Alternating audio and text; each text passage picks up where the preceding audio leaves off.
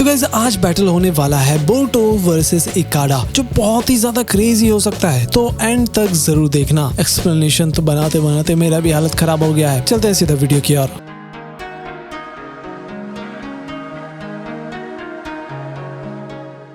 सारदा Boruto और मिज़ुकी को बताती है कि चोज़ोरो ब्रॉडकास्ट देखते ही समुद्र के लिए निकल पड़ा है, मतलब वॉर अब जल्दी शुरू होने वाला है। लेकिन एक प्रॉब्लम थी कि जिस शिप से टीम 7 आई थी ना, वो डिस्ट्रॉय हो चुकी थी, इसलिए उन्हें एक नई शिप चाहिए। तो सारदा बोरुतो से पूछती है कि क्या तुम सच में वॉर रोक सकते हो? तो बोरुतो बोलता है कि कोबुना से मिलने के बाद मुझे लगता है कि मैं चोज़ोरो और इकाडा दोनों को समझ सकता हूँ। फिर टीम 7 शिपयार्ड जाती है और शिप मांगती है, लेकिन फिशरमैन मना कर देते हैं। वॉर के टाइम हम समुद्र में नहीं जाएंगे और शिप भी नहीं देंगे। तभी काजुकी उन्हें आवाज देता है। बोरुतो बोलता है कि प्लीज हमें अपनी शिप से लेकर चलो, लेकिन काजुकी बिना सोचे मान जाते हैं। एक्चुअली उन्होंने भी अरामी का जो ब्रॉडकास्ट था ना, वो देख लिया था और उससे यकीन नहीं हो रहा था कि इकाडा भी फुनातो के साथ मिला हुआ है। फिर काजुकी बोलते हैं कि मैं एक फिशरमैन हूँ, मुझे ना फुनातो का तरीका पसंद है और ना किरिगाकुरे का, दोनों को ये बात जरूर कहना। फिर काजुकी मुस्कुराकर बोलते हैं कि मुझे भरोसा है तुम्हारी बात इकाडा जरूर सुनेगा।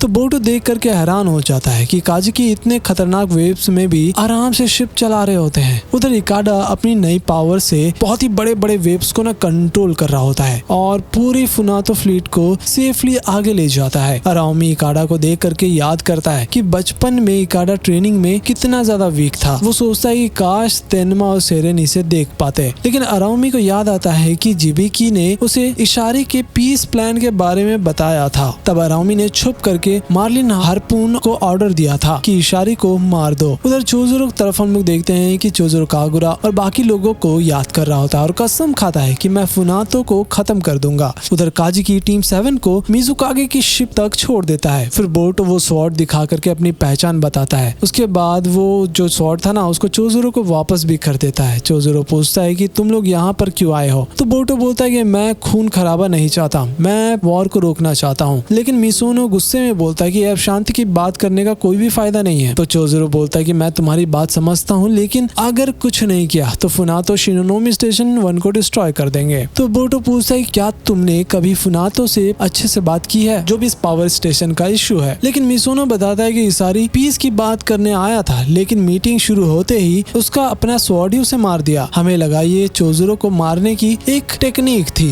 लेकिन वो फेल हो गया। तो बोरुतो भी बोलता है कि मुझे इकाडा से बात करने के लिए एक चांस दीजिए, मैं उसका दोस्त था, हमने बहुत कुछ साथ में देखा है। चोज़ोरो को यकीन नहीं होता, लेकिन बोरुतो बोलता है कि कागुरा ने भी बुंटान और बाकी स्वॉर्ड्समैन पर भरोसा किया था और आखिर में वो बदल गए। शायद इकाडा भी बदल सकता है। लेकिन कुछ देर सोचने के बाद चोज़ोरो बोलता है कि ठीक है, मैं तुम्हें थोड़ा सा टाइम दे दूंगा, ट्राई करके देख लो। तो चोज़ोरो सिक्योरिटी देना चाहता था, लेकिन टीम 7 मना कर देती है। तो चोज़ोरो पूछता है कि अगर इकाडा नहीं माना तो? बोरुतो मुस्कुराकर बोलता है कि जब वो वक्त आएगा तब हम देख लेंगे। उधर इकाडा अपनी पावर से बहुत बड़े बड़े वेव्स को दो हिस्सों में बांट दे रहा था और पूरी फ्लीट को सी ऑफ डेथ से निकाल देता है। फिर तभी उन्हें दूर से शिनोनोमी पावर स्टेशन दिखता है और किरिगाकुरे की फ्लीट भी दिखने लग गए थे। इधर डेंकी और इवाबे बुंटान क्योहो को रोकने की कोशिश भी करते हैं, क्योंकि वो टीम 7 के पीछे जाना चाहते थे। लेकिन मेटल सिर्फ एक चीज चाहता था कि ये जो बैटल है वो खत्म हो जाए। फिर विलेजेस वाले बताते हैं कि जल्दी फुनातो और किरिगाकुरे की फाइनल बैटल होने वाली है। तो सब लोग डिसाइड करते हैं कि अभी बदला नहीं, पहले बोरुतो की हेल्प करते हैं। सब एलाइज बन जाते हैं एक्चुअली। तब काजुकी की शिप शारदा चला रही होती है और मिसोनो पूछता है कि आप बोरुतो पर इतना ज्यादा ट्रस्ट क्यों करते हो? तो चोज़ोरो बोलता है कि बोरुतो ने पहले कागुरा को बदला था, शायद इस बार इकाडा को भी बदल दे। तो सारदा और मिज़ुकी पूछते हैं कि तुम इकाडा को कैसे समझाओगे? ब्रॉडकास्ट में वो बिल्कुल अलग लग रहा था। तो बोरुतो धीरे से बोलता है कि इकाडा के बदलने की वजह शायद मैं ही हूँ, इसलिए मुझे ही उसे रोकना होगा और ज्यादा कुछ नहीं, बस मुझ पर भरोसा कीजिए और आप लोग मेरे साथ खड़ा रहना। एक्चुअली एक तरफ किरिगाकुरे का जो फ्लीट था ना, वो तैयार तो खड़ी थी और दूसरी तरफ फुनातो की जो आर्मी थी अटैक करने के लिए आ रही थी, वो लोग वो भी खड़े थे और अब टीम 7 उन दोनों के बीच पिसने वाली थी। लेकिन आगे क्या होगा उसे जानने के लिए तुम्हें अगले वीडियो का इंतजार करना होगा। तो मिलते हैं अगली वीडियो में। Till then keep watching Anyplanner and shorts को लगातार देखते रहना। बहुत ही क्रेजी शॉर्ट्स लाने वाला हूँ तुम्हारे लिए।